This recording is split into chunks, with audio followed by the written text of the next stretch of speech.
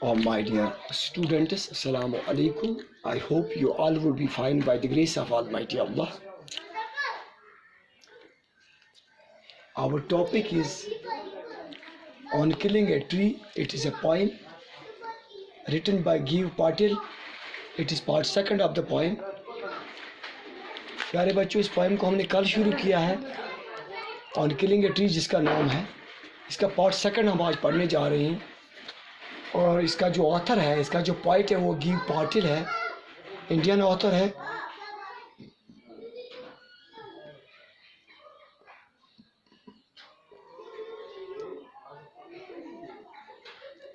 और आज हम पार्ट सेकंड में इसका पहला स्टंजा हम पढ़ेंगे और इसकी एक्सप्लेनेशन मैं आपको आज पहले स्टंजा की एक्सप्लेनेशन समझाऊंगा। पहले बेटा आप अपने बुक पे जाओगे और वहाँ पे इस पोएम पे जाओगे, जिस पोएम का नाम है on killing a tree, written by Gieve Patil. Gieve Patil is an Indian poet. He died at the age of 80 years. He was born in August 1940. He was well-known poet, playwright, artist, and he was deeply concerned over the nature. My dear students, let me read the first stanza of the poem on killing a tree, and you listen it carefully. Go through your book and open your book. Now I will read it out, the first stanza of the poem. It takes much time to kill a tree. Not a simple jab of the knife will do it. It has grown slowly, consuming the earth, rising out of it, feeding upon its crust, absorbing years of sunlight, fire, water, and out of its leprous hide, separating leaves.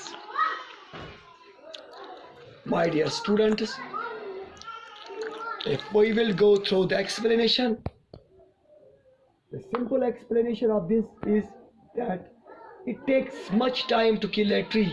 It cannot be done with a simple jab of the knife. The tree has grown slowly by consuming nutritious elements from the earth. It feeds upon earth's crust and rises out of it. For years, it keeps absorbing the sunlight, air, and water.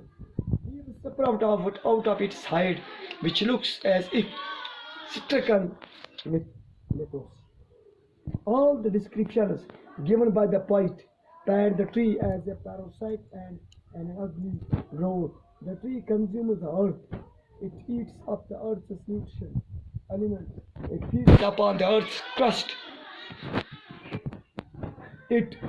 In other words, it destroys the earth's fertility. Leaves sprout out of its leprous hide. In other words, smaller evils keep issuing from a bigger evil. Thus, the tree has been used as a symbol of some big evil from which more and more evils ensue.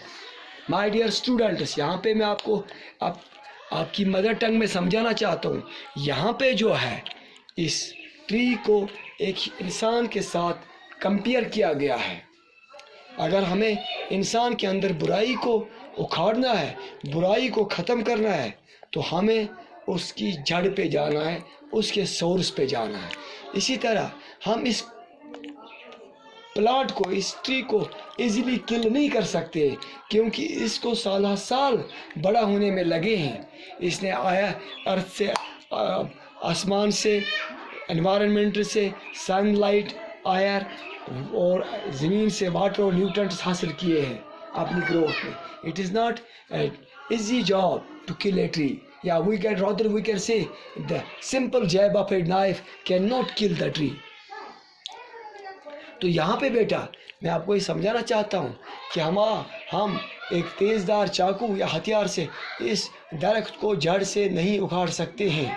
तो यहाँ पे compare किया गया है, comparison किया गया है plant को ह्यूमन बीइंग के साथ। अगर ह्यूमन बीइंग में कोई बुराई है, कोई बैड इवल है, तो हमें उसके सोर्स पे जाना है, हमें उसके सोर्स को ख़त्म करना है। सेम इज़ द केस, अगर हमें इस दरख्त को मारना है तो हमें इस दरख्त को जड़ से उखाड़ फेंक देना है। This was the first explanation of the first para. Inshallah by second stanza पे हम कल जाएंगे. Hope you have understand better. Assalamu alaikum.